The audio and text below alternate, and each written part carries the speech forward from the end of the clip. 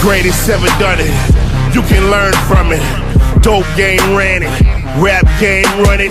Street cred hunted. Nerd turned D-boy, not in genetic makeup. Baby, I'm a G-boy. Hashtag street boy. Wrong one to fuck with. Cross me at your own risk. Play to get back. You can trust this. I am far from average. To me, it ain't no such thing. Me against the world, so fuck it, I let my nuts hang. I've been known to bust bang. Kill if the need be. I don't need an army when the smoke clears, he sees me. Rhyming at his finest. Unlike those vaginas that claim that they the real deal, knowing I'm the highest. Top of the command chain. I am what the streets made. I am what the hood built. You were just a weak lame. Homicidal maniac with suicidal tendencies.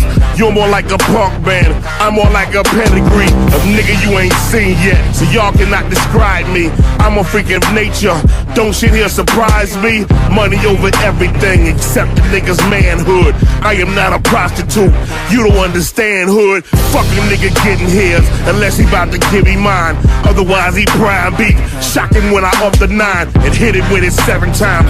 Fuck you thought I'm civilized? Welcome to the jungle, fool. It's only right I punish you. Nigga with an attitude. Feel like MC Ren felt.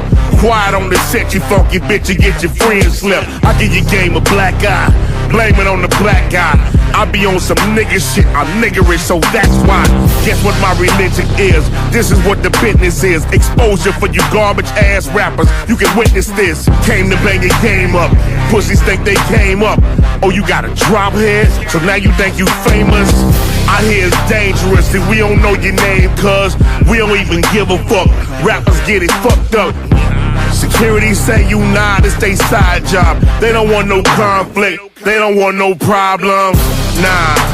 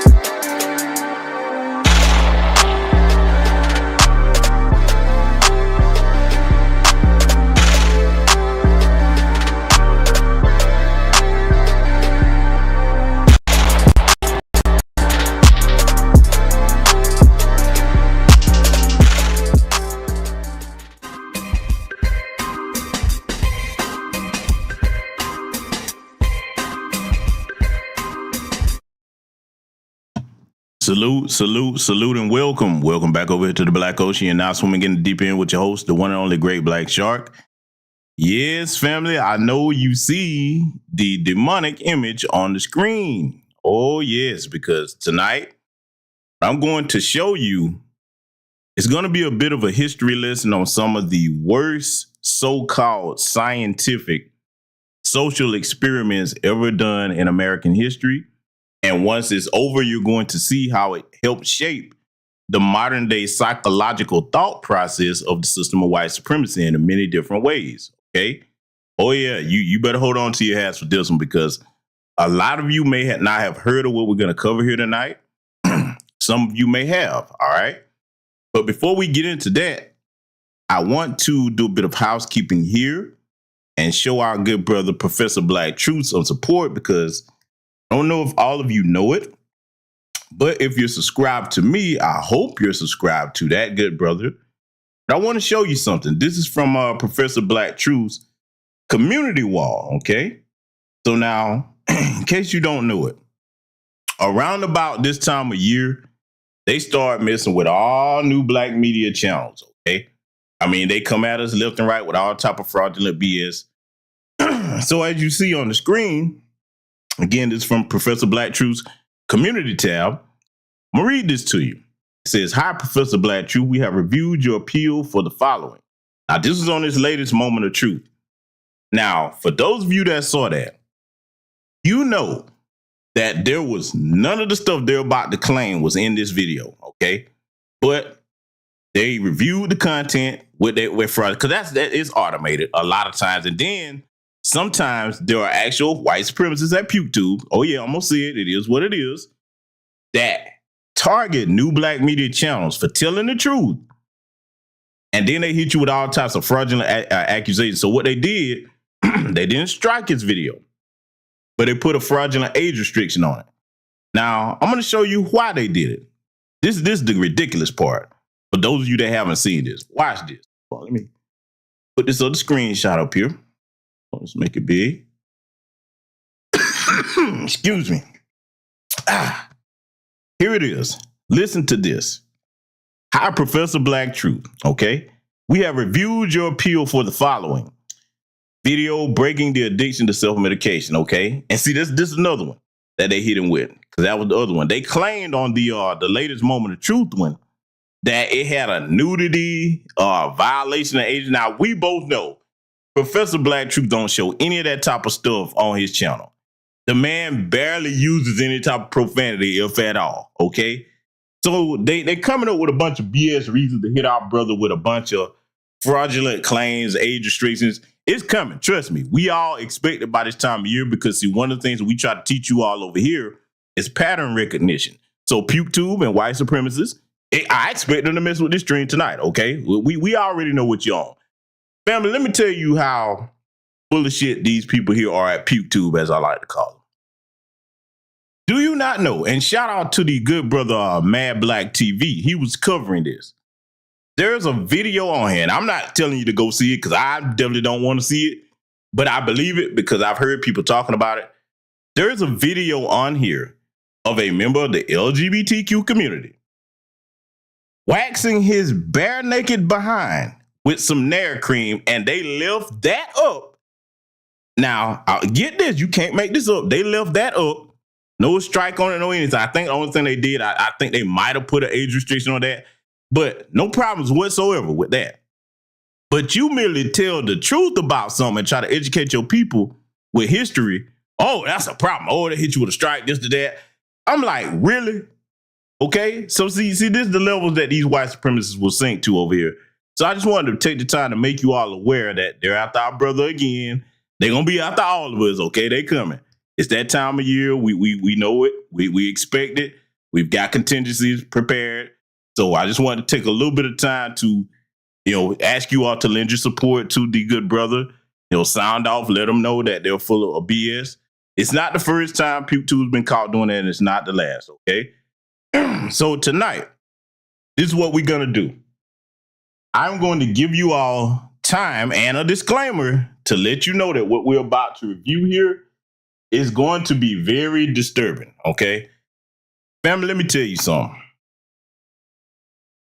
When you're dealing with the white supremacists, and this is the reason why I have this image up here. When you're dealing with the white supremacists, you have to understand that they started out doing the worst atrocities to their own people, okay? Tonight, I'm going to show you recent history that's going to back up everything that I just said. See, this is what makes the poor white trash white supremacists so asinine and stupid, okay? I got to call this what it is. They don't realize that a lot of the upper echelon white supremacists, that they go out so hard for a lot of these politicians in both parties, okay? A lot of these people in the corporate business sector or whatever, they go so hard in the paint for them. But they don't realize that they're the guinea pigs for a lot of stuff that they try to do on us. See, if they had half a brain and could come out from under the idiotic fog of racism and white supremacy and think long enough to say, wait a minute, look what they're doing to us. You see what I'm saying? See, they don't get it. That's the ironic part about it. So for you 3-2 Tonys out there and all the rest of you white supremacists, before you start messing with the channel, you might want to sit back and watch some of this, because see, I know that the American public food system has failed everybody, all of us, to be honest with you. Okay, they lied to you about what your ancestors or clan ancestors didn't do, and they lied to us about what didn't happen to us. What we try to do here in New Black Media Space, first and foremost, my primary responsibility is the education and edification of my people. So white supremacists, if you're listening, you might want to hold tight and learn something. And then again, let me tell you something. I know the older white supremacists know this, but you younger ones that are being indoctrinated into the system, you might want to hold tight and listen to this too, because see, this is going to affect you. A shout out to ICE for the cash out. People are already starting to donate. And while I'm on that, one of the things I want to let people know, this is what I started doing as far as like the B1 salute to the contributors post that I usually put up after the broadcast. What I noticed is sometimes I wait a little bit longer. I usually like to try to do it like an hour or so, but what I've noticed is a lot of people will contribute to the content after the broadcast is over. So this is what I said I'll do. I'll wait a little bit extra. Sometimes I might wait the next day to make sure that I get everybody, because it's very important that I, thank you all that support this type of content for any of us, not just myself, but anybody, okay, that's telling you this type of truth that they're not going to share with you. And then the other reason is what I'll do, even after I put the list up, if I don't get your name because you recently saw it and you donated, I'll mention your name during the beginning of the next broadcast, okay? So I just wanted to put that little bit of information out there. So without further ado, family, hold on. Salute to First Sergeant, some chick named Star, for the cash out. Thank you very much, my sister. Okay, so without further ado, we're finna get ready to get into this. Like I said, some of what we're about to review here, you make your own decisions if you have children in the room. I'm gonna be honest with you. Depending on the age of the child, I would not want them in the room with some of what you're about to see, especially the first thing we're about to review, because it's gonna show you why those of us in New Black Media, especially myself, we call them what they are, the devil incarnate in flesh, okay? Because if you will do what we're about to review here first to a damn baby, that lets you know if they'll do that to their own children, they damn sure don't have any regard for a black child at all. That means they don't even see them as human. You see what I'm saying? Because listen, you know what? I'm not going to even say that. We're just going to go ahead and get into this first thing. We're going to stop this with commentary and break certain things down. You're about to get a hell of a history lesson over here tonight. So without further ado, let's get started here.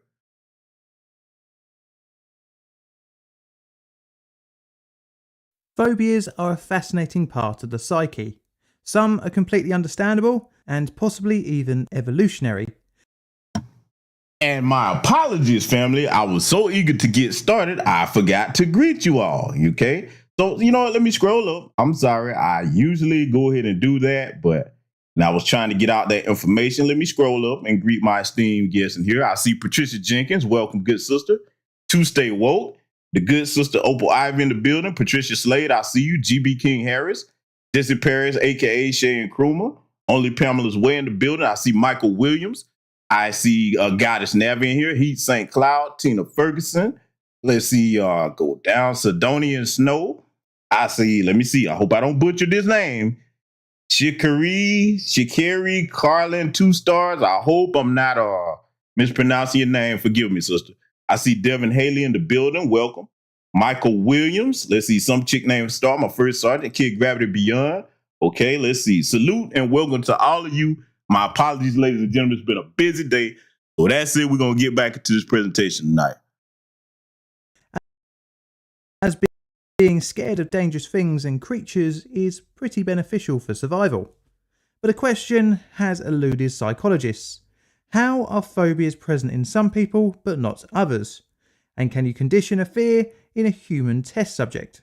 This question would lead psychologist John B. Watson and his assistant graduate student Rosaline Rayner down a very ethically questionable path. Not only was experimenting on a human controversial, but the test subject would be a 9-month-old baby. Today we're looking at the controversial, heartbreaking and morally questionable baby Albert experiments. Welcome to the dark side of science.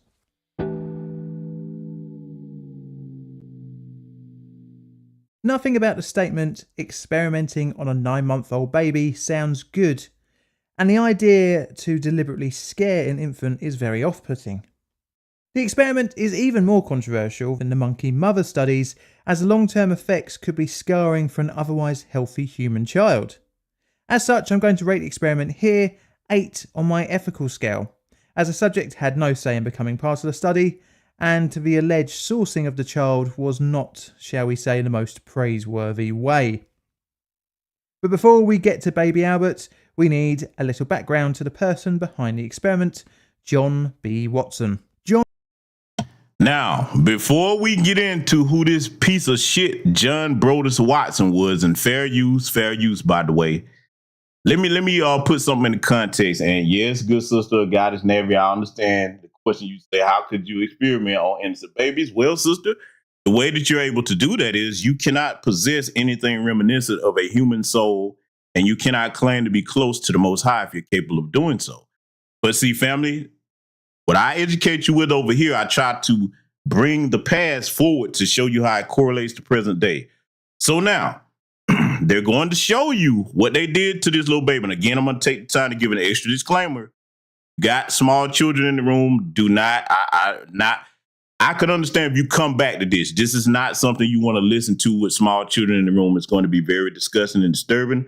It is right on the cusp of what I can show you on YouTube. Okay. See, it's pushing it, but it's right on the cusp of it. I want you to think in mind to how they treat black people as a whole while you're viewing this experiment, because if you don't understand what I'm saying right now, it will come into play. I'm going to further dissect how it, applies to us in present day. Okay, they're going to be experimenting on, yes, a little white baby, 9 months old. Okay, this experiment is known as the baby Albert experiment or the little Albert experiment. But what they're going to do to this child psychologically, it applies to black people as a whole. Okay, so I just want to give you that bit of information. This piece of shit right here, I put him in the despicable science category right next to that bastard Marion J. Sims. And all of you should know who that is, the so-called father of modern gynecology that tortured and brutalized black women without anesthesia to develop that so-called science right there, okay? So yeah, I'm going to let this play. They're going to give you a bit of his backstory so you can see what happened. And after that, we're going to get into what they did to this little child. John Brodus Watson was born in Travelers Rest, South Carolina on the 9th of January, 1878. He was brought up in a strict Christian family, but things would change in the teenager's home life when his alcoholic father left the family. This would cause John to become apathetic towards religion. The family later moved to Greenville, South Carolina, where Watson would get a chance to meet people of different backgrounds, igniting his interest into psychology. His secondary education was marred with run-ins with the law for fighting and bizarrely discharging a firearm within city limits. However, he was still able to gain a place at Greenville's Furman University at the age of 16. His time at university was difficult, having to work several jobs. He didn't excel and did not create many social bonds, which left people to think of him as lazy and antisocial. But he persisted and at the age of 21 gained a master's degree. He managed to get into Chicago University a couple of years later, and finally his career started to take a more positive turn. Studying under some notable professors, including John Dewey and James Roland Angell, Watson began to develop an interest in behavioralism. During his time at Chicago, he read up on the work of Ivan Pavlov, known for his classic conditioning, a discipline which would directly influence Watson's later experiments. As a side note, this is the same Pavlov with the dribbling dog. I should say that during this time Watson had got married and was the father of 2 children, but his marriage would break down, but this will come a bit later on in our story. In 1902, Watson gained his PhD whilst working as a research professor at the University of Chicago. In 1908, Watson accepted a faculty position at Johns Hopkins University, being promoted to chair of the psychology department not long after starting. He continued to study behavioralism, releasing a paper in 1913 named Psychology as the Behavioralist Views It, a manifesto of sorts laying out the goals of the new discipline. Behavioralism, as Watson saw it, sought to understand behaviour by only measuring observable behaviours and events, and that these actions were influenced from external stimuli. As a consequence of that individual's history and learned behaviour from reinforcement or punishment. This new form of psychological study wasn't initially accepted by the wider scientific community, but gradually the new discipline would make inroads to be a recognised field. The discipline would be expanded upon by scientists like B.F. Skinner, aka the guy who made a pigeon-guided bomb, which I made a video about a long time ago. Check it out if you want to see a even worse produced Plain Difficult video. In 1915, Watson served as the president of the American Psychological Association. Watson would continue to produce papers expanding on his views into behavioralism, which would reject the study of consciousness, with his important later career 1924 book, Behavioralism. But before that, we need to look at a couple of very turbulent years for Watson, which brought about the Baby Albert experiment.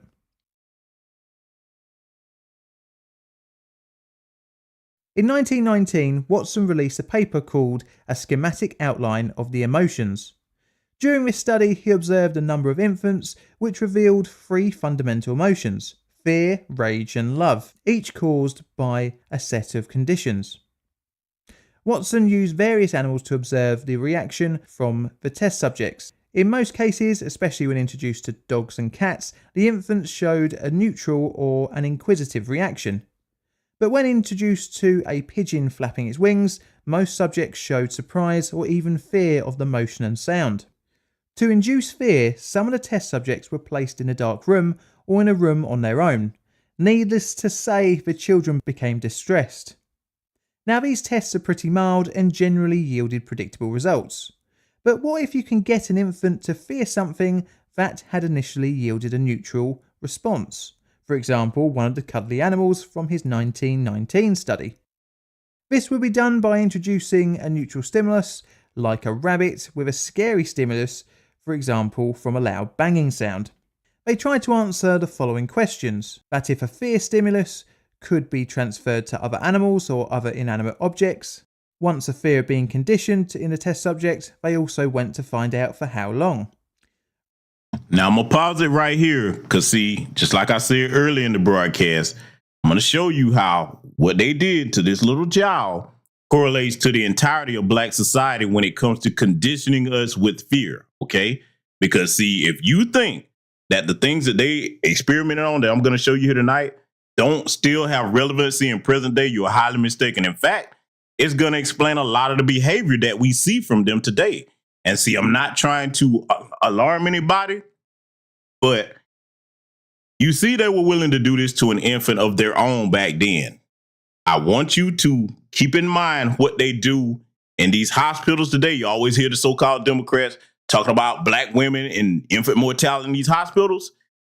Just imagine what these white supremacists that hold these names in high regard that did this stuff back then. Just imagine what they're doing today. In other words, I want you to keep in mind every single name of every individual that we go over here, because it's historic and note, so that if you ever hear them specifically in these medical institutions talking about these names, You better refer back to this broadcast. Let it continue.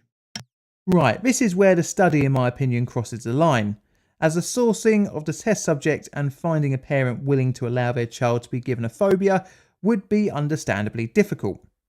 Baby Albert was a child of a wet nurse at the Harriet Lane Home, a paediatric facility on the Johns Hopkins campus. Now, it's not 100% known how Albert was found. Clearly, a major contributory factor was the convenience, as Harriet Lane was adjacent to the Phipps Clinic where Watson's infant laboratory was housed. There are three possible ways Watson got hold of Albert that have been considered. The first is through a paid study. The second is by using his connections at the hospital to coerce and allow access to the infant. And the final is from doing the experiment without the mother's knowledge. But we will never know 100% how Albert was found by Watson, and we don't even know if that is his real name. What we do know is that he was selected due to being a healthy, unemotional child who rarely cried.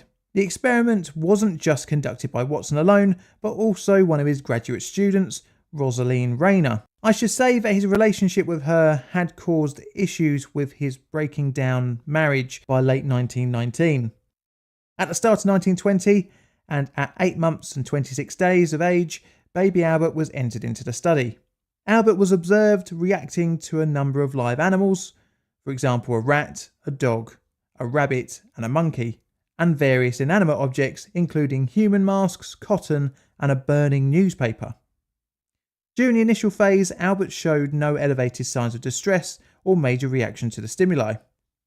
What Watson and Rosaline did see was elevated distress when a metal bar was hit with a hammer, which created a large amount of noise, sending little Albert into a burst of tears.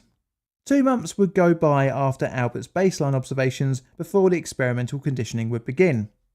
Watson and Rayner attempted to condition him to fear one of the items that had previously garnered a neutral response. A white rat was chosen to be an item to condition Albert's fear response. This was done by presenting the animal to the infant, and every time he touched it, the metal pole was hit with the hammer, creating the scary noise. It wouldn't take long for Albert to start to fear the cuddly animal, after 7 pairings of the rat and the noise in 2 sessions, 1 week apart. Albert reacted with crying when the rat was presented subsequently with no loud noise, although he didn't seem as distressed when he was allowed to suck his thumb, which hints at a phobia not actually being created. A couple of weeks after the conditioning, Albert started to fear other similar items that shared similar characteristics with the rat. The generalised fear manifested whenever the family dog, a fur coat, some cotton wool, and even a Father Christmas mask was presented to the infant. Family, let me tell you something. I despise white supremacists, but I hold no ill will or grudge towards any child.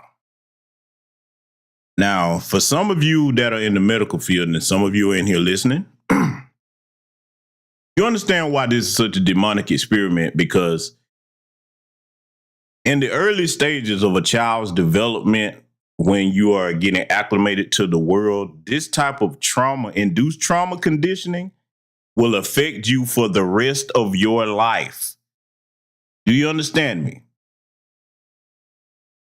The rest of this that I'm about to show, because this is real footage. This isn't a reenactment, because I'm going to go deeper into this in a second. But none of us in our right frame of mind would ever think of trying to traumatize deliberately a little baby. This is one of their own now.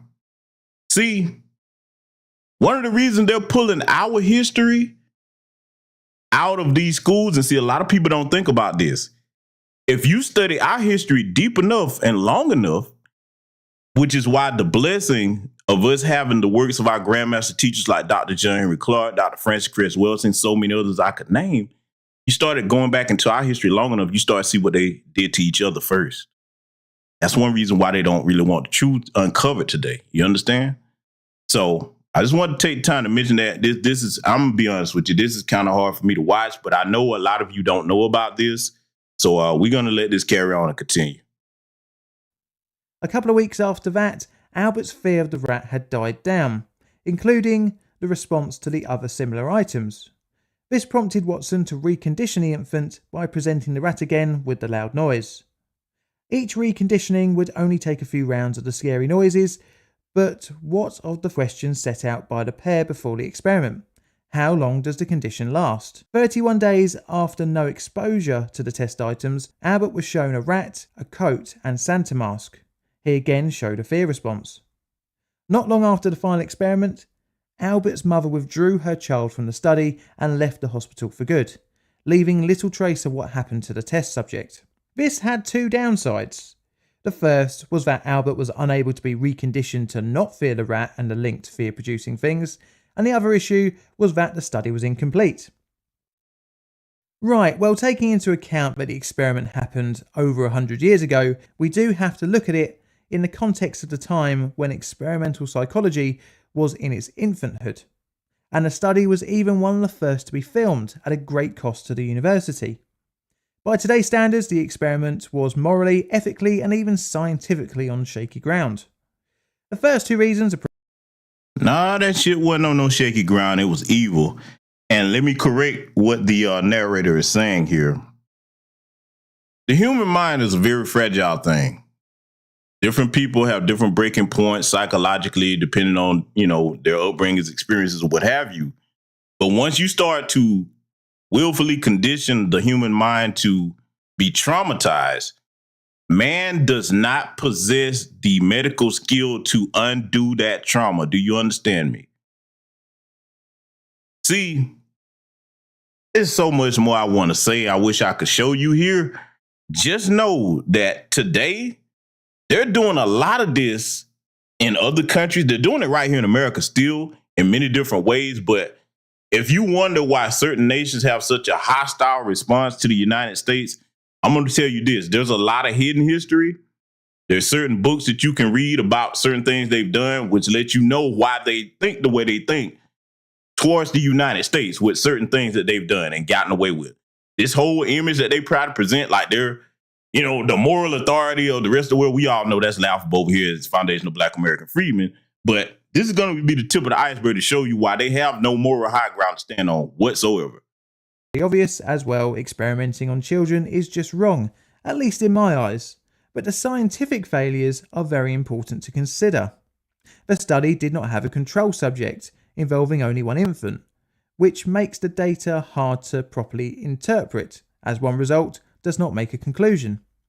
It's almost impossible to know longer-term effects on baby Albert, as we may never know if the phobias, if any, created during the experiment were long-lasting. We will never know for sure what happened to Albert, or even if it was his real identity. Researchers into the experiment have a couple of potential identities, with one dying at the age of 6 and another living until 2007, but we will never know for sure. Let me interrupt this announcer again. Now, I'm not sure if this announcer has any type of background in like behavioral science or psychology or the medical field, but let me tell you what I do know, okay? Anytime that you see something that see, hear, touch, or taste something that traumatizes you, okay? All of that information is processed in the human mind in the best way that it can understand it. Common sense should tell this narrator that permanent damage was done to this child because, one, he's at the early developing stages of the mind. The mind does not stop fully maturing until age 25. He's not taking into account that everything you've ever seen from the moment that you had eyes formulated in the womb, it's in your memory somewhere, okay? And it can be recalled. You know how it's recalled? In our subconscious as dreams. So where I'm going with this, everything that this child experienced at random while he's sleeping, that came back to that child in his dreams. Can you imagine what type of nightmares this little baby had from being subjected to this type of cruelty? Boy, there are people, why they always point the finger at us, we gonna give them something that they need to be pointing at here tonight, because this is just the tip of the iceberg. Y'all ain't seen nothing yet. Some doubts present as to whether or not the conditioned fear response was actually a phobia. This was due to a reduced response when the infant was allowed to suck his thumb, which almost made him be able to ignore the loud sound. The experiment was responsible in part for destroying Watson's working career, but not how you might think. What came out later in 1920 was that the psychologist was having an affair with his assistant, Rosalind Rayner. The scandal would result in Watson's dismissal from his job at Johns Hopkins University. The affair became front-page news during the divorce proceedings in the Baltimore newspapers, destroying the psychologist's reputation and with it his university career. Not that that was the complete end for him, as he released his behaviourism book in 1924, and also Psychological Care of Infant and Child in 1928. He would have another 2 children and would work for an advertising company from late 1920. He would raise both children to his and Rosalind's behaviourist principles, and sadly both sons would attempt suicide, with one of them being successful in 1954. And what has Neely Fuller Jr. always taught us? White supremacists don't get fired, they just get transferred. See, let me talk to you, white America, for a minute, because see, I'm educating my people, but let me address you. This behavior of you excusing your worst monsters, it always comes back to hurt the rest of your society. You haven't changed. You still practice the same behavior today with your white male mass shooters. People warn you about them long in advance, and you ignore it until they take the lives of not only your own people, but others as well. See, you cannot claim to be a moral or a Christian people or close to the Most High if you fail to produce justice, because that's what the Most High is. When you remove yourself from justice, you have the opposite of it, injustice. You start practicing injustice, it's just a matter of time before that comes back around to you. You see what happened to one of his own children. This man was a fucking monster. A monster. You would think that once they found out what he was doing, they would have put his ass under a prison. Personally, that should be the death penalty. You doing anything to an innocent child, that should be the death penalty, okay? That's the way I see it. But no, because he had a title and, oh, he was revered and, they just can't punish each other. They let this bastard go on. But see, we're going to give you some more background on it too, because I actually have some more footage of this experiment, and I'm presenting this to you for a reason, because like I said, it correlates to how they try to condition us with fear today in a number of different ways, okay? I'm going to get into that a little bit later, but we're going to let this continue. Rayner died on the 18th of June 1935 in Norwalk Hospital in Connecticut. She had unexpectedly contracted dysentery from eating tainted fruit. Watson would never remarry and pass away himself in 1958 at the age of 80. John B. White. Now, you see, he got to live to the old age of 80. Who knows what else he probably did? Who knows what other type of influence he had in the medical industry at that time? Now, here's what I want to know. I want to know how many black babies he had access to. Because, see, if you thought to do that to one of your own, come on, family. How much less would they even be concerned about trying to run the same experiment on black children? Fast forward to the greater application of that type of experimentation, trauma conditioning today. When you look at black society as a whole, they always try to use, particularly their media, to condition us to stay in a state of fear, almost like a childlike state with a lot of things. For example, I'll give you an example here. Probably think I'm reaching, but just bear with me. Remember how during the 2020 election, they kept saying that if you don't vote, that's a vote for Trump. When in reality, anybody with common sense knows if you didn't cast a vote, the vote goes to no. Okay? No one. If you don't vote, that's not an automatic vote for Trump. Another one. Well, this is the most important election ever. The Democrats saying it. If you don't vote, we got to protect your voting rights. Okay, if the voting rights are so important, then why don't you push to have the Constitution permanently amended where our voting rights can't be touched? But see, I'm bringing those two examples up to show you how they're always trying to use fear to get us not to think properly. And unfortunately, that's just two examples. When you start to apply what I'm about to show you here tonight, a bunch of these different social experiments, you start to see how it correlates to the way they try to herd us to do certain things today. And they started these things on their own people, because everything I'm going to show you here tonight Gonna be stuff that they did on their own people. Now, this is gonna be some extra footage from that experiment and a little bit further information on that bastard Watson that we were just talking about here that came up with this damn experiment. Because see, what I would like to know, how many other his white supremacist buddies was with him? How many times did he present that work to other people in the medical field and tell them to continue it on so he could gather the data, even when he was not present at any other medical institution? You see what I'm saying?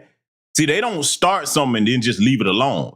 They pass that down through generations. These people are the most sick, twisted, demonic entities ever, okay? And they have no moral high ground to stand on to talk about foundational Black American freedom or any person in the global Black diaspora, because we don't have these types of things connected to our history. We don't.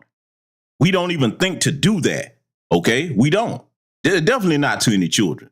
So I want y'all to pay attention to this because we're going to give you a bit further background on this, and we're going to look a bit further at this experiment that they ran. Watson, known for establishing the behavior school of psychology, carried out one of the most influential psychology studies in the 1920s that would later on be something that would never be forgotten.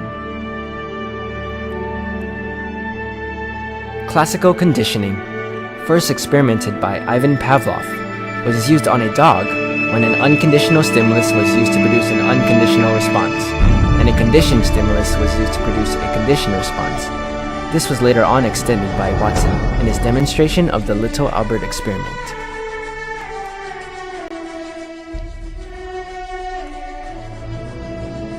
In Watson's experiment, a little baby Albert was used to be conditioned. He was born to a woman who was a nurse in the Harriet Lane Home of Invalid Children. Although raised in a hospital environment, Albert developed normally and was very stable. Ivan Pavlov was indeed able to condition a dog. Could Watson now do the same thing in humans? Now to the actual experiment itself. First off, Watson presented little Albert objects that he was not afraid of. Objects that Albert initially liked. These included fire,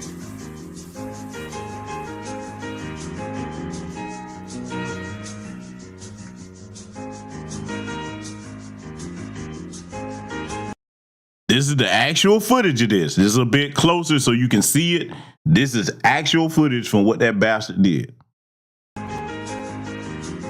a monkey,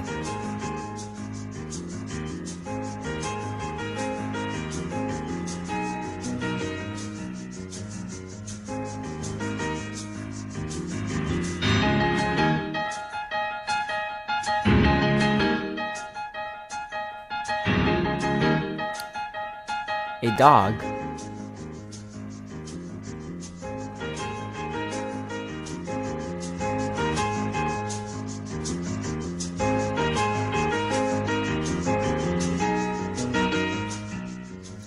a rabbit,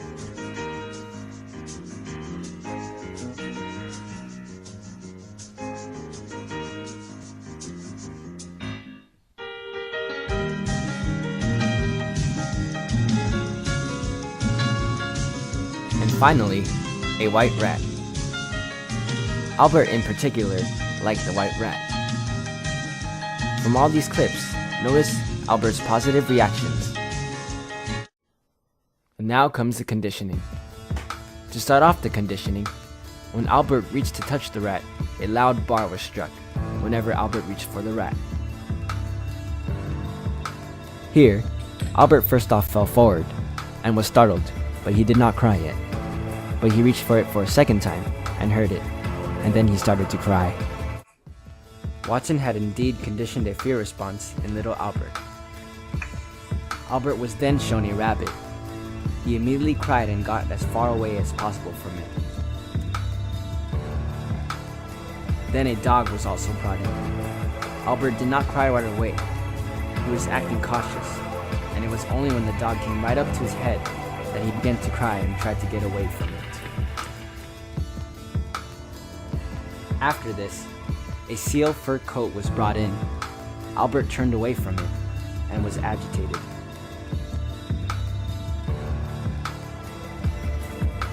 Then Watson used a Santa Claus mask, in which invoked an even more negative response by baby Albert. From the previous experience from the white rat, little Albert suddenly became afraid of familiar objects that had the same characteristics as the white rat. This phenomenon was known as generalization. Watson then wanted to test whether the reaction would carry over in a different setting. The previous tests were done in a small dark room, but now he was brought into a larger room. He was presented with the same objects but did not show strong symptoms of withdrawal until the objects were paired with a loud noise. Watson now wanted to see if fear could remain in Albert over a period of time, so Albert was brought home and returned in 1 month. When he returned, he was tested with the same objects and paired with the same loud noises. Albert indeed showed the same strong signs of withdrawal. Watson once again proved that he could condition fear into baby Albert. Watson concluded that phobias were most likely conditioned responses. The little Albert study is extremely important in psychology and other disciplines. It has inspired other important researchers of the past and continues to impact the direction of the psychological investigation today. How can a Now, you heard that narrator there talking almost in admiration of that disgusting so-called social experiment. But family, let me tell you something. Let me tell you where you further need to be concerned about this. If you have a black child in the American public school system, you better start looking at how these white supremacist teachers try to condition our black children's mind with fear and indoctrination on a great many things. I'm talking about your little ones, okay? Your little ones, your little first graders, second graders, okay? You better understand that they know about this kind of stuff. This might be your first time hearing about it here tonight, but they know about it. And they revere these types of demons. If you think I'm wrong, ask yourself this question. In America today, do we or do we not have statues of so-called traitors to the nation, Confederates, white supremacists like Nathan Bedford Forrest? Come on. Right here in Atlanta, Henry Grady, okay? So if you think that I'm reaching when I say that they revere some of these sick demons that you're about to learn about here tonight, better think twice. All you got to do is look around. I always tell you, I like to make it plain for my audience over here because the truth is not complicated. It's very simple. It's in plain sight. But see, today, what the media puts in front of black people, everything is about a distraction. Everything is about keeping you away from learning the truth, not only about our own history, but about how sick and twisted they are. We're going to remedy some of that over here tonight because, see, this next experiment that we're about to examine, I want y'all to hold on to your hats here, okay? Because, see, this one, you really going to see how this applies to the entire nation of America, okay? When it comes to how they maintain power over people, I want you to pay close attention to what we're about to examine here next, family. regular person be talked into committing heinous acts upon another? And could you be convinced to potentially injure or kill someone else? I'm not talking about self-defense or during war on the battlefield, but someone you have never met before and have had no interaction with previously. How can perfectly normal people commit genocide? Like what we saw in the 1930s and 1940s in Europe, or even in Cambodia in the 1970s, amongst other events. What causes people to be active participants in crimes against humanity? If we take Germany in the 1930s as an example, what caused a large part of a modern country to be willing in crimes against people that have been their neighbours and community members for years? It is a really fascinating thought experiment, as when you think to yourself, I could never do something like this, or even this. But what would it actually take for you to pull a trigger, push a button, or pull a lever? Well, this is where a psychologist set out to see what would be the minimum amount of suggestion for a regular person to administer a potentially deadly electric shock to someone they have never met before.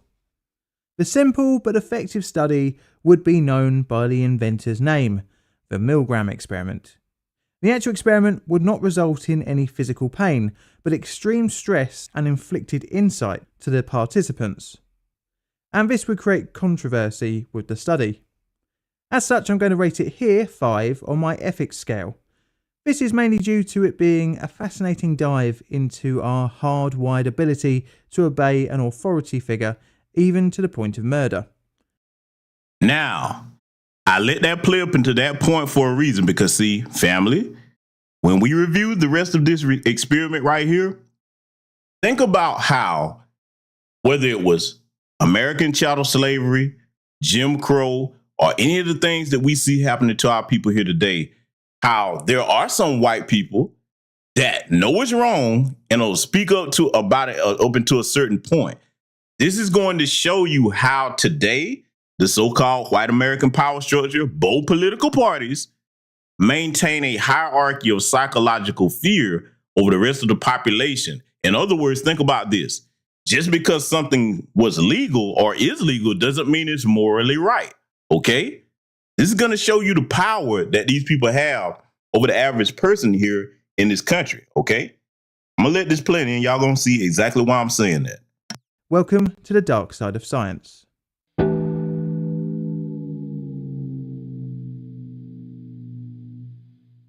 Stanley Milgram was an American social psychologist born on the 15th of August 1933 in the Bronx, New York. His parents were Jewish and had fled Romania and Hungary during the First World War. His background and family ties to Europe would have an important effect on his later studies into social psychology, as word came back to the Milgram family during the late 30s and 40s of the atrocities inflicted by the Nazi regime. Although in relative safety in the USA, many of Stanley's family members were directly affected by the Holocaust. After the war, some surviving members of the family came to stay whilst finding a new life in the US. A young Stanley was exposed to the horrors experienced by his relatives, and this would stay with him, igniting an interest into the darker side of human nature. In 1954, Milgram received his bachelor's degree in political science from Queens College in New York. Initial applications to Harvard for a psychology master's were rejected, but was eventually admitted. The initial setbacks were due to Milgram not taking any undergraduate courses in psychology at Queen's College. In 1961, Milgram received a PhD in social psychology. He became an assistant professor at Yale around the same time. Later on, he served as an assistant professor in the Department of Social Relations at Harvard from 1963 to 1966. And the other thing I want you all to take notes on as well, take notes of the different universities and colleges that you're going to hear in this presentation here tonight. That's going to be very important. I'm going to point out why in a little bit here. Let's get back to it. This brings us very quickly onto his obedience study, more commonly known as the Milgram experiment. Stanley's experience of relatives going through the Holocaust, coupled with the arrest and trial of Adolf Eichmann in 1961, sparked an interest into finding out what could make seemingly average people take part in atrocities. Eichmann organised the logistics of the deportation of Jews during the Holocaust. He made deportation plans down to the last detail. Working with other German agencies, he also determined how the property of deported Jews would be seized. What was interesting about the trial was that he claimed he had not dictated policy, but only carried it out, and that he was merely a cog in the machinery of destruction. Essentially, the "I was only following orders" defence. This highlights the question, that is following an order enough to convince someone to do something so heinous? Milgram would later say in 1974, when explaining the experiment, could it be that Eichmann and his million accomplices in the Holocaust were just following orders? Could we call them all accomplices? The experiment was pretty simple and would make use of three people: the experimenter, who was in charge of the session, the teacher, a volunteer for a single session, and a learner. Both the teacher and learner would arrive for the session together, and they would draw straws as to who would take each role. Participants were sourced via a newspaper ad saying, "We will pay you for 1 hour of your time in a study of memory." The teacher and learner, after finding out their roles, were taken into a room where the learner was strapped into what appeared to be an electric chair, and electrode paste was applied to the learner's wrist to prevent blistering and burns. The teacher would hear this being explained and see this happen. The experimenter, who was dressed in a lab coat in order to appear to have more authority, told the participants that restraints was to ensure that the learner would not escape.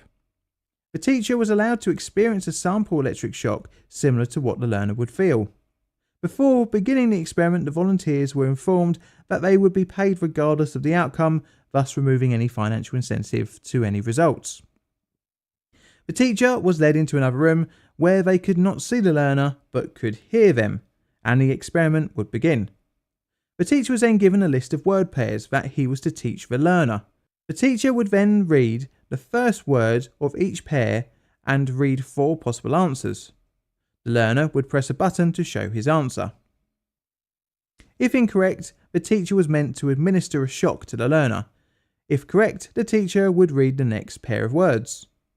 Each subsequent incorrect answer would mean the teacher had to increase the voltage in 15-volt increments. They were also instructed to announce the voltage before shocking the learner. Pretty cruel, you might think, but there was only one actual volunteer in each test, the teacher, who, unbeknownst to them, was the real test subject. You see, the learner was actually a stooge and wasn't receiving an electrical shock, and the chance drawing of straws to find out who would do either role was actually fixed, meaning the teacher would always be the teacher. Also, probably not surprising, the experimenter was also in on it. Now, family, watch this, okay? As we get further into what this experiment actually is here, the Milgram experiment, today we see a real life version of it, only the difference is the person that's on the receiving end of the shock is us, and it's actually harming us. Know why I say that? Place the Congressional Black Caucus, oh yeah, I'm going there, place them in the position of the so-called teacher in this experiment, and then us on the other side as who is being hurt by the policies that they willingly go along with, and by them not standing up as our representatives to fight for us. I just want to put that part in there. See, I'm telling you, I'm going to show you how some of this correlates to present day. Let's let it continue. This meant that the whole experience of the teacher was controlled from the authority of the experimenter to the reaction of the learner. To ramp things up in later versions of the study, the learner would also shout out in pain when the voltage got too high. The experiment would have a preliminary and a regular run. The first was a practice of sorts, where the learner would get 3 correct answers and 7 incorrect ones, which would yield a shock up to 105 volts. The second, or regular run, the teacher would be told to read off a list of words and had to continue repeating it until the learner had gotten all of the pairs correct. The volt dial ranged from 15 to 450 volts, and to add further explanation for the teacher was labelled slight shock to danger severe shock. Above 300 volts, the learner would kick on the wall and then no longer give answers to the teacher's multiple choice questions. If the teacher showed any hesitation, the experimenter was able to give 1 of 4 prodding responses in sequence. The first was please continue or please go on, followed by the experiment requires that you to continue, and then it is absolutely essential that you continue, and finally you have no other choice, you must go on. The experimenter could only progress to the next prod if the teacher refused. If all 4 responses were reached, then the experiment would end. If not, it would continue all the way up to 450 volts. If the teacher asked any specific questions, the experimenter could reply. For example, will the shock leave any permanent damage? The experimenter could then reply with, although shocks can be extremely painful, they cause no permanent damage. After the experiment, an interview would be undertaken, and the question, how painful do you think the last few shocks you administered were? The teachers were instructed to indicate their answer on a scale between 1 to 14, after which the teacher was reintroduced to the learner and the experiment was fully explained. The experiments began in July 1961 at Yale University, and 40 subjects would volunteer through this newspaper advert. And the results would surprise all predictions. The 40 men were from a cross-section in society from various different age and career groups, ranging from 20 to 50. During the experiment, most test subjects showed signs of severe distress when administering the electric shock. They were observed sweating, trembling, stuttering, biting their lips, groaning, and digging their fingernails into their own skin. The discomfort seen shown that the subjects were aware of the pain the learner was experiencing. Pre-experiment, it was expected that only a small amount of the subjects would administer the high voltage shock, between 1 and 3%, but this prediction would be way off. Of the 40 subjects, all reached 300 volts, at which the learner would bang on the wall and stop giving answers. Only 5 refused to go beyond this point. 4 more went on to shock the learner one more time and then also refuse. 2 stopped at the 330 volt level and 1 each at 345, 360 and 375 volts respectively, meaning that only 14 refused the experimenter's prods. Now, I want you to keep in mind that this entire so-called Milgram experiment is showing you how loyal some people will be to a so-called authority figure, even if what they're being ordered to do is morally questionable, okay? See, you can apply this across the board with anything. The race soldiers, okay? You can even, and I got to go here, okay, as a former combat veteran, you can even apply it to every branch of the United States military, the American government, okay, that runs us over here. It applies to a broad range of society that you think about any situation where somebody's supposed to be an authority figure. If they give an order to unjustly harm someone, this test, basically what this was, I'm going to tell you what this was. Because see, the average person wouldn't catch this. This was a test to see how loyal the average white person would be to the condition and developing at this time system of modern day American white supremacy. Because no black people were in this experiment, okay? None at all, all right? I just want to take that part to show you this so you can see why they're doing this and see how they've done it many times over the years, okay? So, yeah, y'all gonna get a hell of an education over here tonight. Let's let it continue. This meant that 26 proceeded all the way to the end, giving the highest available shock to the learner. Although most showed signs of discomfort and stress, they still obeyed the perceived authority of a guy in a white lab coat. The results were understandably unexpected, as from a young age we are taught to not hurt others, but with the addition of an authority figure, the teacher would abandon this fundamental part of their moral fabric.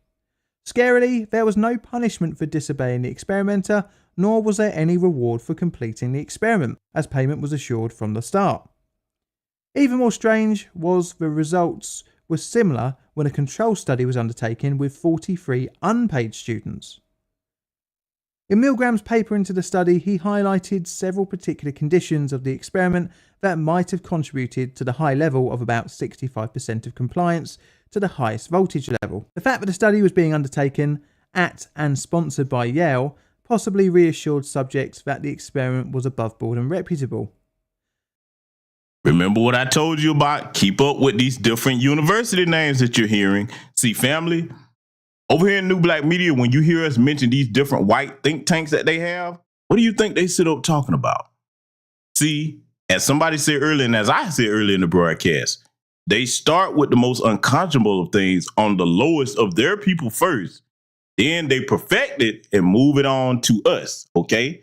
With a wide range of things. See, just start looking at some of the policies in each state that you're in. Listen to this broadcast, okay?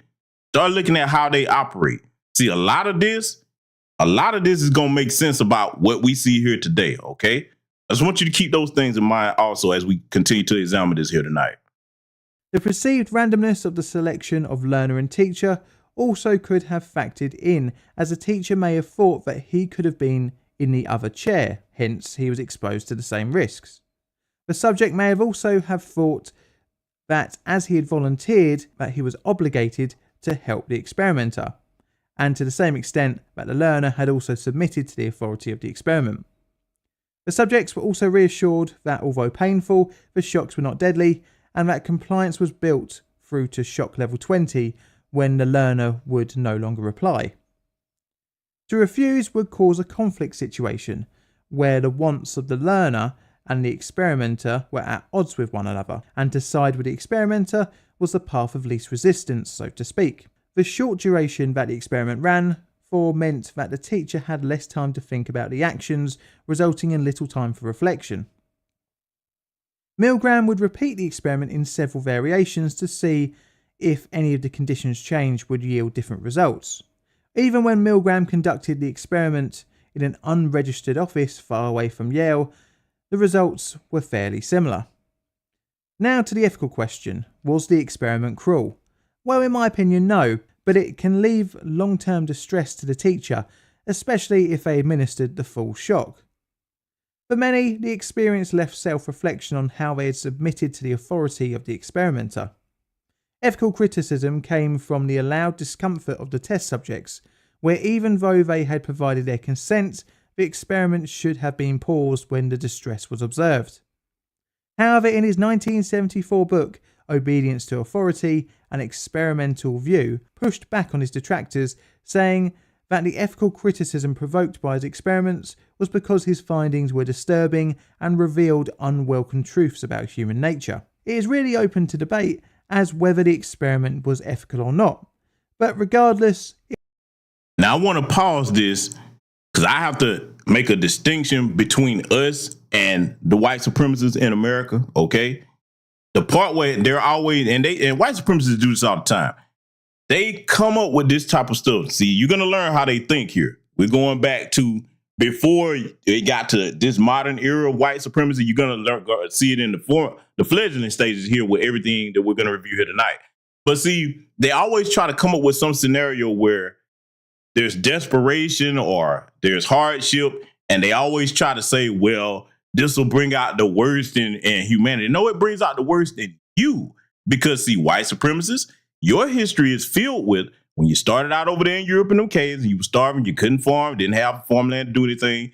You went around the world stealing and conquering and murdering and taking from people. Those of us who are most black people worldwide, we don't tend to think that way as a majority. See what I'm saying?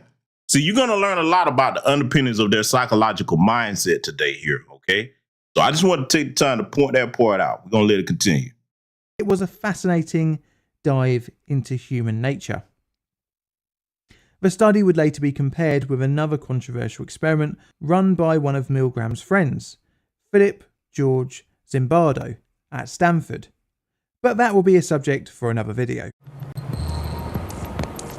A decade earlier, psychologists... Now you're about to see some real footage from what happened with that. Because, see, man, when I tell you these demons are sick, like I said, man, a lot of their own people, especially today, their young ones, they don't know nothing about what I'm showing you. But the older ones do. Oh, they know about it. Oh, they know about it, definitely. Let it continue.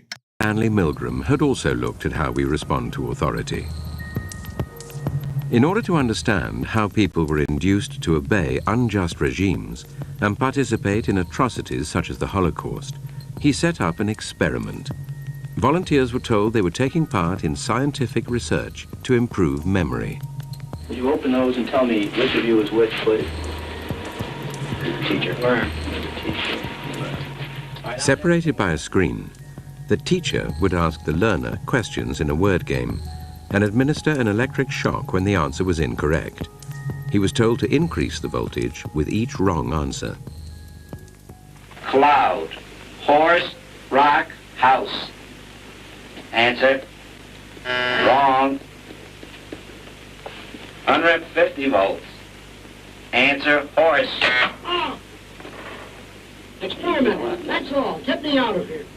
Get me out of here, please. Continue, please. Go right on. I refuse to go on. Let me out. He refuses to go on. The experiment requires you continue, teacher. Please continue.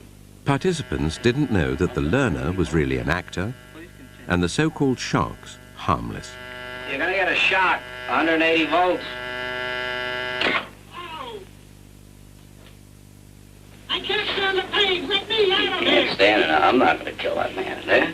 I mean, who's gonna take the responsibility if anything happens to that gentleman? I'm responsible for anything that happens here. Continue, please. All right, next one. Slow. Walk, dance, truck, music. Two-thirds of volunteers were prepared to administer a potentially fatal electric shock when encouraged to do so by what they perceived as a legitimate authority figure. In this case, a man in a white coat. 375 volts. I think something's happened to that fellow in there. I don't get no answer. He was hollering for less voltage. Can't you check in to see if he's all right, please? Milgram's findings horrified America. They showed that decent American citizens were as capable of committing acts against their conscience as the Germans had been under the Nazis. Now, you heard that last part, right? Oh, no, they didn't. Because, see, they're capable of doing these things to us and then some. And nobody can argue with this. So for all you mayonnaise mutants that come running over here after this broadcast comment, don't try to argue with me because, see, I can show you in real time today too many instances where this applies. All you have to do is look at George Floyd. Look at what was done to Breonna Taylor, to Tamir Rice. I could go on and on. I'd be here naming names all night. So I'm just going to go ahead and put it out there before you even get started. You have no moral high ground to stand on. And, family, this next experiment that we're about to review here, this is one that is very important. I think all Black people should study this, okay? You're going to learn a lot about how they maintain control in this country using this next. Let's let it continue here. It is the summer of 1971, and several college students are being arrested at their homes by Palo Alto, California police and charged with armed robbery and burglary, penal codes 211 and 459. Although none of these men had previously committed a crime, college students getting arrested is not a unique thing. Slightly out of the ordinary, the men had a good idea this would be happening, and stranger still, the whole event is being filmed. All of this, although odd, could feasibly happen, but the whole pantomime has a strangely fake feeling about it. Maybe the alleged criminals are more hardened than their records would suggest. No passers-by would know this, but all of the men are being paid to be arrested, but not by some organised crime group, but instead by university.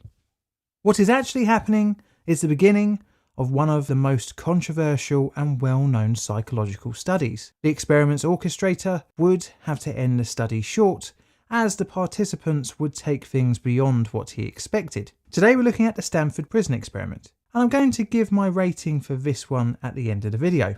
Let's see what you think.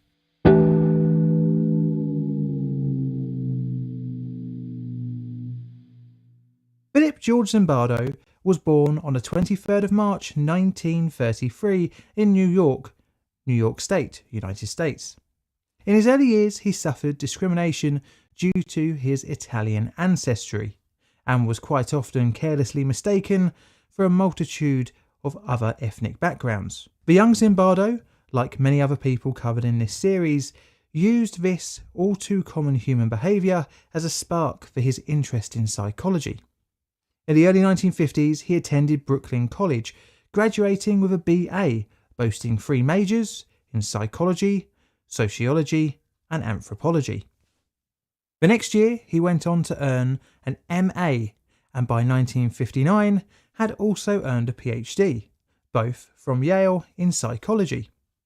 Zimbardo briefly stayed on at Yale to teach psychology from 1959 to 1960. Whilst there, he married Rose Abelner and had a son in 1962. But he left Yale when offered a job as a professor at New York University, where he would stay in the role until 1967. In 1967, he would move again to Columbia University, which would be brief as he was offered a faculty position at Stanford University in 1968. Just 3 years later, he was offered and accepted in 1971 a tenured position as a professor of psychology. The same year, Zimbardo and Rose would divorce. As a side note, Rose was a very well accomplished academic in her own right, specialising in English literature. And this rather quickly brings us onto the experiment that would write Zimbardo's name in history. Zimbardo was interested in how the US prison system had seemed to foster a pure hatred between prisoners and guards. Was the explanation for this purely down to the nature of the people involved? For example, are the conditions bad because criminals are bad, or because the administrators are likely to be harsh? In reality, it is probably impossible to know, and it feels like a chicken and egg situation, as if a prisoner breaks the rules, then the rules are made tougher, leading to more prisoners breaking the rules. Naturally, both sides of the bars would distrust one another, which can create a downward spiral. One thing that is true today as it was in the 1970s is such high recidivism rates. Purely by the nature of being a prisoner, you become isolated from society. And this isn't unique to the US. We have very much the same situation here in the UK.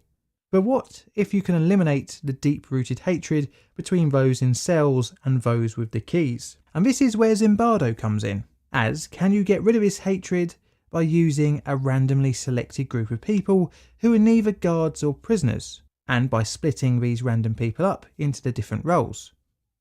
You've essentially created a prison scene without the natural distrust between the administrators of the law and the breakers of the law. Zimbardo managed to secure financing for the experiment from the US Office of the Navy. The Navy wanted to understand antisocial behaviour and by extension wanted to investigate conflict between military guards and prisoners. His experiment would involve university students playing the roles of guards and prisoners for a princely sum of $15 per day. Zimbardo would be the research team leader and would in 1997, in a Stanford University news interview, say, "I wondered, along with my research associates, Craig, Curtis and Carlo, what would happen if we aggregated all of these processes, making some subjects feel de-invigilated, others dehumanized within the anonymous environment in the same experimental setting, and where we could carefully document the process over time." To find his subjects, Zimbardo put out this advert in the Help Wanted section of the Palo Alto Times. Male college students needed for a psychological study of prison life. $15 per day for 1 to 2 weeks, beginning August 14th. For further information and applications, come to room 248, Jordan Hall, Stanford University. 75 men would answer the ad, and after interviews and suitability screening, which set out to exclude anyone with a criminal record, mental health condition or any other medical issues, 24 from the initial 75 would be selected. The group was predominantly white and middle class and had no apparent health, aggression or legal issues in their life.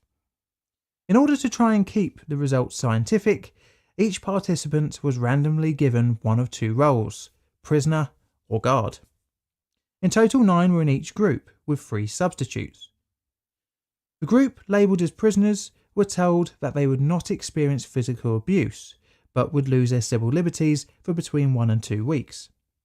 Little else was given to them in terms of what would be expected of them, only that they would be contacted by telephone to be at their residence on a given Sunday for the experiment to begin. The guards...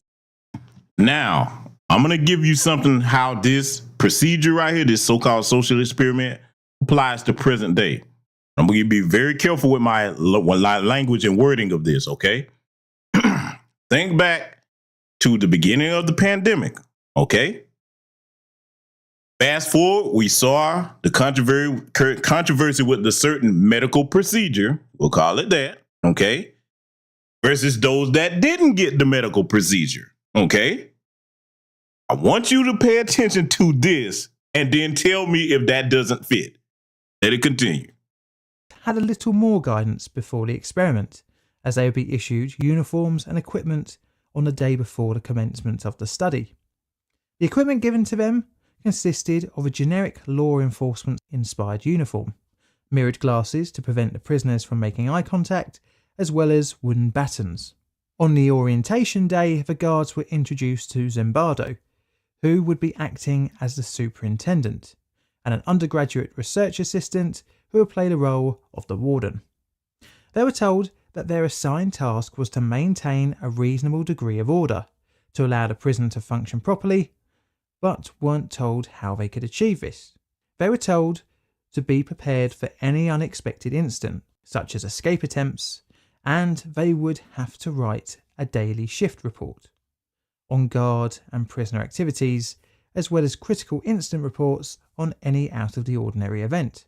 During this time, they were told they would be responsible for the administration of meals, work, and recreational activities of the prisoners. The guards believed that the experiment was solely to see how the prisoners would act, but actually Zimbardo's team were equally interested in their approach to the prison experience, and as such, they were given deliberately vague instructions on their conduct. And to finally help immerse the guards further, they helped on the day before the study in completing the construction of the prison. Now the participants were chosen, somewhere had to be built for them to play out their new assigned roles. The university allowed Zimbardo's research team to use a part of the basement of the Stanford Psychological Department's Jordan Hall. The 35-foot long area seemed perfect for the role, with little outside light and an essentially cut off from the outside world feel.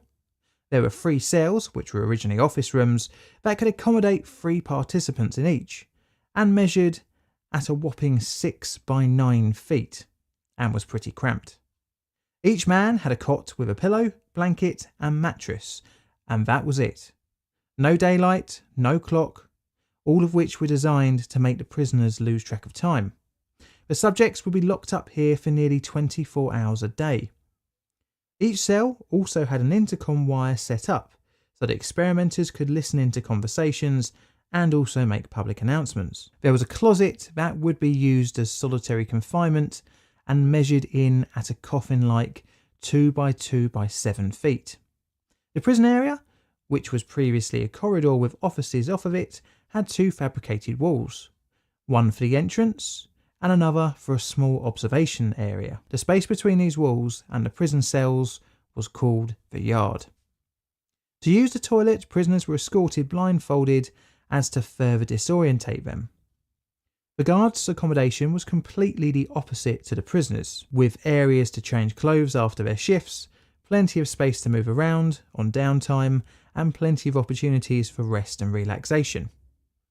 And that brings us on to the beginning of the experiment, Sunday the 15th of August. A Palo Alto police car pulls up outside a residence. A young man is taken outside, searched, handcuffed, given their rights, and put into the back of a vehicle. Onlookers stop to see the unfolding drama, and this same scene would play out for 8 more people. The 9 men are taken to the police station where they are fingerprinted, have their details taken down, have a police file opened on them, and placed in a holding cell. Pretty much the standard for an alleged criminal, although after a short while, each of the men are blindfolded and bundled into the back of a car and driven to the Stanford mock prison. Once arriving in the prison, each prisoner was stripped, sprayed with deodorant, which was standing in for a delousing spray, and made to stand naked in the yard for some time before being given a prisoner's uniform. From there they were photographed for a mugshot and given an identification number. After this, the prisoner was shown to their cell and locked away, and in the process being told to remain silent. When everyone was onboarded to their new home for the next 2 weeks, the warden went to introduce themselves and read each of the men the rules of the prison, which had been created by the guards the day before. The prison rules and their ID number had to be memorised and would be asked 3 times a day during roll call, once for each guard shift. The prisoners were only to be identified by their number. This was a further effort to depersonalise each inmate. Every day the prisoners were scheduled for work time to earn their $15 per day, and were also allowed some exercise. On top of this, 2 visit periods were allowed per week. But these rules would be modified and degrade over the course of the study. Now, I want you to keep in mind with this portion of this broadcast that we're examining here, compare what you're learning here also to daily American life as far as how they have it structured for us to go about and live. Okay? It's all gonna click. I want y'all to pay close attention to what they're gonna use for incentives and what the final outcome is gonna be. And when you think back to how these white supremacists have things set up in this country today, you'll see some of the things that I showed you here tonight. It goes into how they constructed that. Let's let it continue. Data during the study would be collected by Zimbardo's team in a number of ways. Filming the whole study, audio recordings from hidden microphones, rating scales taken of both guards and prisoners, and before the whole experiment, all participants undertook a series of paper and pencil personality tests. Back to the first day. After their interaction with the warden and tasked with memorising the rules, the prisoners were left in their cells to settle in for the night. But that night would not be a quiet one when the first count was to be undertaken. At 2:30 a.m, the prisoners were rudely awakened by the guards. Needless to say, this didn't go down well. The prisoners were at this point still trying to assert their independence, and thus didn't take the count too seriously. Many of the prisoners refused to leave their cells, ripped off their inmate number ID tags, took off their stocking caps, and insulted the guards. The now unexpected rebellion spilled into the morning shift. By now the prisoners had barricaded the cells with their cots. The morning guards, frustrated with the rebellion in the early hours of the second day, called up the reserve guards who were at home and insisted on the night personnel to stay on. In a surprising ramping up of violence, the guards decided to use a fire extinguisher on the prisoners in their cells to try and quell the rebellion. Further still, the guards removed all of the prisoners' clothes, removed mattresses, and sentenced the main instigators to time in the hole.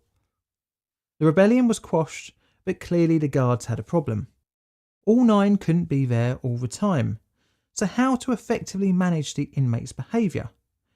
And one person suggested psychological methods. On the Monday night, in less than 36 hours after the experiment had begun, Zimbardo was forced to release one of the prisoners due to them showing signs of a mental breakdown. Before the release, the prisoner was treated with skepticism and was offered a place as an informant in exchange of improved conditions. But he refused and was thus released. One of the 3 cells was to be used as a privileged cell. The 3 prisoners least involved in the rebellion were also given special treatment. They got their uniforms and their beds back and were allowed to wash and brush their teeth, but the other prisoners were not. On top of this, they were also allowed to eat special food in front of the others. All of this was intended to break the solidarity of the prisoners. After half a day of this, the 3 privileged prisoners...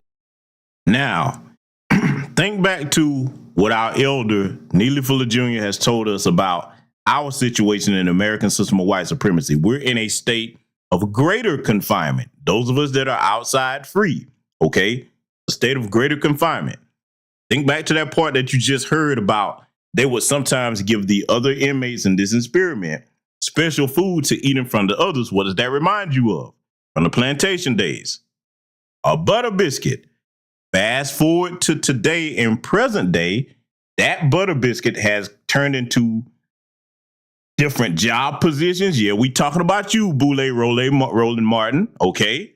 It has turned into different job positions. It has turned into different types of little trinkets that they award when you're talking about corporate America, this, that, and the third. Okay, you see where I'm going with this, right? I'm showing you how this correlates to how they view us today with this type of conditioning right here, okay? So I'm gonna let this play further. I want y'all to keep these things in mind. And again, a reminder, every university that you heard involved in this here tonight, do your research on that and then start to see some of the things they're involved in regarding black people, okay? I'm showing you what they did to their own people tonight. But these universities, they owe reparations too. Let's let it continue. Were returned to the remaining inmate population. This also sowed doubt amongst the other prisoners as to whether the privileged 3 were actually informers. The prisoners were not allowed to use the toilet after lights out, and instead were provided a bucket to relieve themselves. On day 3, the Tuesday, a visit was allowed from friends and family. In order to reduce the risk of complaints from the outside world, the prisoners were cleaned, shaved and fed. Furthermore, their cells were also thoroughly cleaned. To immerse the families in the experiment, they had to register, were made to wait half an hour, and were told only 2 visitors were allowed to see each prisoner. The total visiting time was also cut to only 10 minutes and was undertaken under surveillance of a guard. Before any family members could enter the visiting area, they had to discuss their son's case with the warden. Many of the prisoners complained about the rules, but were seeming to comply. Interestingly, the family members, rather than straight up complaining at their loved one's tired and dishevelled look, actually looked to improve the situation by appealing to the superintendent. One mother said, "I'm sorry, I don't want to make any trouble, but he just seems so tired," after Zimbardo asked her what the problem was with her son. After visiting hours, a rumour had started to spread that prisoner 8612, The one that was released on the Monday was actually only pretending that he was suffering in the prison, and that he was planning to return to do a mass breakout. Zimbardo's team, bizarrely now fully invested in the prison themselves, decided to place a new prisoner in the cell that 8612 had occupied. And this person was actually an informer. The study lead then went to Palo Alto Police Department and asked if he could have all the prisoners transferred to their jail. This request was refused due to insurance issues.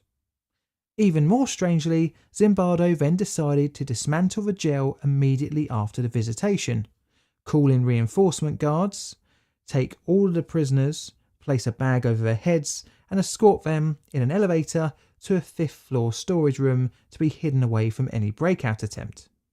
Zimbardo was then to wait in the location of the now closed prison to confront any would-be liberator, to inform them that everyone had been sent home and that the experiment was over, only then to resume after the coast was clear.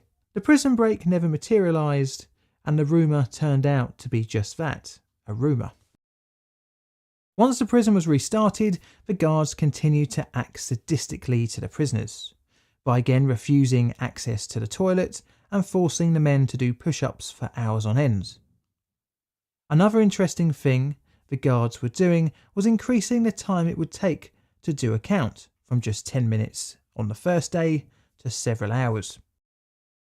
On day 4, Wednesday the 18th, Zimbardo invited a Catholic priest to the prison to assess the situation. The invited clergy member had previously been a chaplain at a Washington DC corrections facility.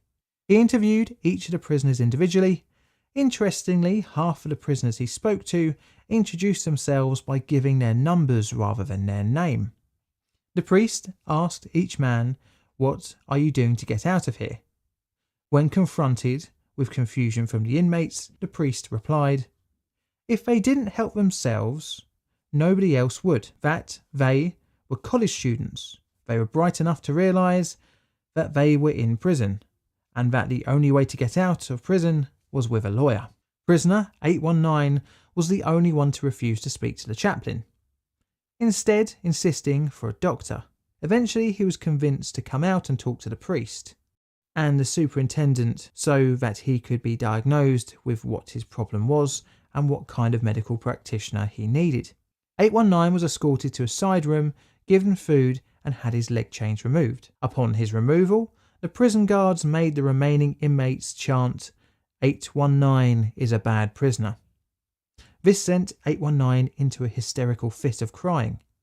When Zimbardo said it was time to leave the experiment, the prisoner replied, "No, I can't leave." 819 didn't want to leave, but instead wanted to go back in to prove that he was not bad. Shocked, Zimbardo broke character of the superintendent and reassured that the whole thing was an experiment. The guards had now started using bags over the prisoners' heads as a routine form of punishment. After 819's departure, he was replaced by prisoner number 416, one of the study standbys. The 5th day marked another part of prison life, a parole hearing. The prisoners were chained together and ushered into the parole board meeting, with bags over their heads so that they could not see or talk. The parole board were formed of people none of the prisoners had seen before, and each man was asked a question: would you forfeit the money you have earned so far to be paroled? Unsurprisingly, every inmate said yes. The head of the board was Carlo Prescott, the experiment's consultant and ex-convict. Even he had embraced his new assigned role. At the end of the parole board meeting, each person was told to go back to their cell and the board would consider their request. Every one of them did so calmly that it was clear that their sense of reality was completely warped, even giving up the money, which was the sole reason for them being there in the first place. This would have been a perfect opportunity for the subjects to quit and leave, but by now were mindlessly following any order given to them.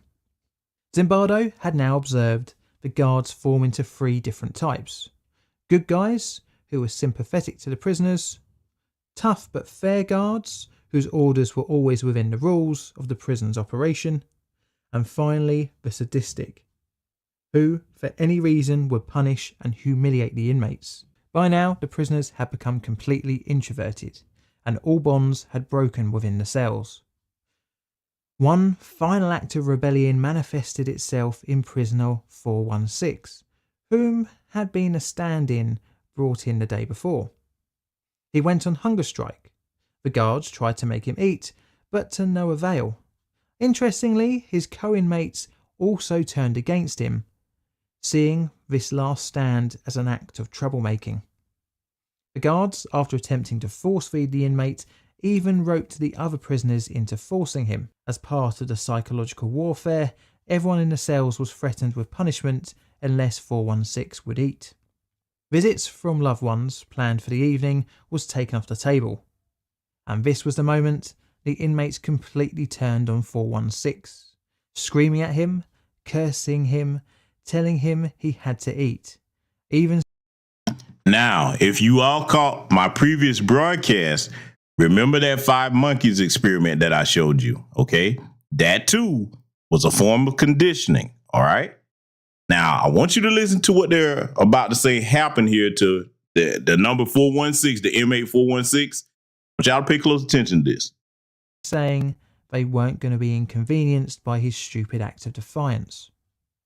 416 was bundled into solitary confinement for 3 hours, even though the agreed maximum time was just 1 hour. The head guard on shift, unluckily for 416, was the most sadistic, nicknamed John Wayne. He gave the prisoners a choice: 416 out of solitary in exchange for their blankets, or they could keep them and 416 would stay locked up all night. The prisoners opted to keep their blankets. During visiting time that evening, a number of inmates' parents requested Zimbardo contact a lawyer in order to get their son out of prison. A lawyer was called up and attended for interviews of each of the prisoners. The prison had completely devolved into the harshest guards' realm, with the good guards not challenging immoral acts and even enabling them. The evenings in the prison were worse for arbitrary punishment when the guards thought the experimenters weren't watching. Enter Christina Maslach, a recent PhD student and early in her professional career. She visited the prison and was very well known to Zimbardo, and in fact a year later would even marry him. She was shocked to discover the horrendous conditions of the experiment and appealed to Zimbardo, stating his lack of caring oversight and the immorality of the study. Additionally, she pointed out that Zimbardo had been changed by his role of superintendent in the experiment into someone she did not like. This, in addition to the obvious signs of deterioration of the mental well-being of the prisoners, led to the beginning of the end of the Stanford prison experiment. On the 6th day, Friday the 20th of August, the study was cancelled, over a week earlier than originally intended. The final day involved debriefing of both study groups. The encounter groups, as Zimbardo called them, were undertaken first with all the guards, then with all the prisoners, including those who had been released and had been invited to come back, and finally a meeting for all the guards and prisoners and staff together. This allowed the participants time to get their feelings out in the open and to start a kind of moral reconciliation between all involved. Questionnaires, similar to the ones filled out at the start of the study, were given to each participant to be filled out and posted to Zimbardo's team. Even though the experiment ended early, the full amount for the 14 days was paid to each participant, $210, roughly $1,400 in 2021 money. Finally, all participants were invited to return to the university a week later to share their opinions and emotions, and thus the experiment was over. But what of the results? Well, Zimbardo interpreted the results, but it wasn't the individual personalities of the participants, but the prison itself that shaped the outcome. After all, Zimbardo had taken, in any other way, normal people at random and merely applied different roles, be it prisoner or guard. The two groups had the same goal of entering the study, and that was to get some extra money for 2 weeks of apparently on the outset easy work. Zimbardo took the experiment as an example of situational attribution, where the environment shapes the person's actions. He compared the prison experiment to that of Stanley Milgram's study 10 years earlier, where the perceived authority of a scientist resulted in study participants administering a potentially deadly electric shock to another person. Although personality was thought not to be the reason for the way the prison experiment played out, Zimbardo did concede that the individual did affect certain outcomes, such as individual level of rebelliousness of the prisoners and the level of cruelty shown by the guards. The experiment almost immediately invited criticism for the ethical way it was conducted, exposing the prisoners to a high risk of psychological injury. The apparent chaos in which the experiment devolved into meant that Zimbardo's team's conclusions were pretty anecdotal and relied on the experimenter's subjective understanding of the individual's behaviour. The guards were actively encouraged to participate more and be more tough for the benefit of the experiment by David Jaffe, who was acting as the warden, and also subsequent attempts to recreate the results have failed. Another criticism comes from Zimbardo taking on the role of superintendent himself, which gave him the excuse of himself being influenced by the situation of the prison. His role allowed him to directly influence the outcome of the experiment, and through a thing called demand characteristics, subconsciously influence the participants to subconsciously act out the stereotypes of the roles that they were assigned. Furthermore, the advert for the participants asked for volunteers for a prison experiment and thus opened Zimbardo to the criticism of selection bias on the part of the volunteers. The BBC recreated the experiment loosely in 2002 for a TV series rather blandly called The Experiment. The results of the study failed to replicate Zimbardo's conclusions when the guards did not naturally fall into the role of creating a tyrannical prison hellscape. And interestingly, the prisoners held onto their sense of independence, resulting in camaraderie within the inmates. There was even a late experiment breakout attempt. But funnily enough, this experiment was too finished early, due to the guards and prisoners wanting to start a new, much harder Stanford-style regime. Zimbardo is still alive today, and since the prison experiment has released multiple papers and books, including introductory psychology textbooks for college students, and other notable works including The Lucifer Effect, The Time Paradox, and The Time Cure. Reportedly, none of the subjects had any adverse effects due to the experiment, apart from the time actually spent in the Stanford County Jail. Now, family, I let that play in its entirety for a reason because, see, the last two experiments that we reviewed here tonight, I'm about to thread a needle for you, right? You heard with the Stanford experiment that it was 10 years after the Milgram experiment. I'm going to present to you a theory, and I would love to do some research on it to see if my theory pans out. But I think between the Milgram experiment and the Stanford experiment, that was conditioning for them to build a better race soldier force. Think about it now. If you think I'm far off with that, just look at those two experiments here tonight that we reviewed, okay? I present this broadcast to you here tonight so that you would understand the psychological conditioning that they've inflicted on their own people to dehumanize us. They're willing, in other words, we all know the familiar saying, you can't make an omelet without breaking a few eggs. So I had to show you just 3 of their worst psychological conditioning experiments and see why you're looking at this image on your screen here. You're probably wondering, why do I have it up here? Yes, this is the female alabastrous devil, because you cannot forget that no matter what the white supremacist male does, she's also complicit in it, okay? That's why I'm showing you this image of her as we get ready to close this broadcast here tonight. So family, I hope you all learned something from this. I understand it was very disturbing.